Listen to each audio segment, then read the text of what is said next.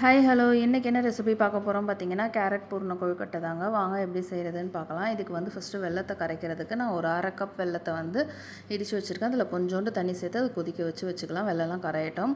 இதுக்கு வந்து நான் ஒரு பெரிய கேரட்டும் ஒரு 1/4 முடி துருவின தேங்காயும் எடுத்திருக்கேன். ஒரு பேனில் ஒரு ஸ்பூன் நெய் விட்டுட்டு துருவின கேரட்டை வந்து சேர்த்து லைட்டாக வதக்கிக்கலாம். ஒரு 2 நிமிஷம் வதக்கினா போதும். அதுக்காட்டி அதில் லைட்டாக கலர் சேஞ்ச் ஆகிடும். அதுக்கப்புறமா நம்ம துருவி வச்சுருக்க தேங்காவையும் சேர்த்து லைட்டாக சாட்டை பண்ணிக்கலாம். இது எல்லாமே நல்லா ஒன்று சேர்ந்து வந்தது, கேரட்டும் தேங்காவும் நல்லா ஒன்று சேர்ந்து வந்ததுக்கப்புறமா நம்ம வந்து வெல்லம் கரைச்சி வச்சுருக்கோம் இல்லையா, அதை வடிகட்டி நம்ம இதில் சேர்த்துக்கலாம்.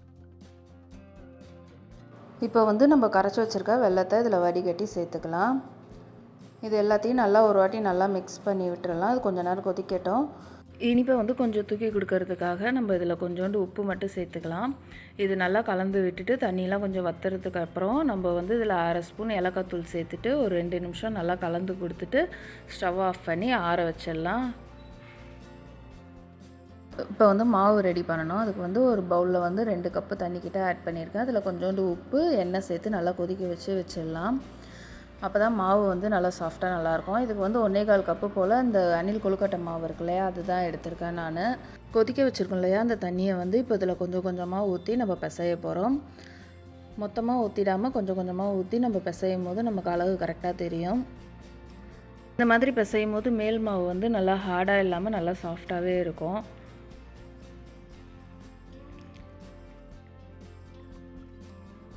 இப்போ தேவையான அளவு தண்ணி ஊற்றி பிசைஞ்சதுக்கப்புறமா இதை ஒரு 5 நிமிஷம் நான் மூடி போட்டு மூடி வச்சிடுறேன். கை பொறுக்கிற சூடு வந்ததுக்கப்புறம் தான் நம்ம மாவை ஒன்றா சேர்த்து உருண்டை பிடிக்க முடியும். இப்போ கை பொறுக்கிற சூடு வந்துடுச்சு. இப்போ எல்லா மாவையும் ஒன்றா ஆக்கிட்டு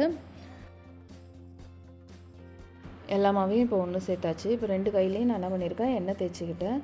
என்ன சைஸில் உருண்டை வேணுமோ அதுக்கேற்ற மாதிரி மாவு எடுத்துகிட்டு ஒரு பாட் மாதிரி செஞ்சுக்கலாம். செஞ்சுட்டு நம்ம செஞ்சு வச்சுருக்கோம் இல்லையா பூரணம், அதை வந்து ஒரு ஸ்பூன் இல்லை 1/2 ஸ்பூன் அளவு அந்த டோவை விட்டு வெளியே வராத அளவுக்கு பூரணத்தை ஸ்டஃப் பண்ணிவிட்டு நம்ம உருண்டையாக பிடிச்சிக்கலாம். இது இட்லி குண்டால 5 நிமிஷம் முன்னாடியே தண்ணி ஊற்றி சூடு பண்ணி வச்சுக்கிட்டேன்.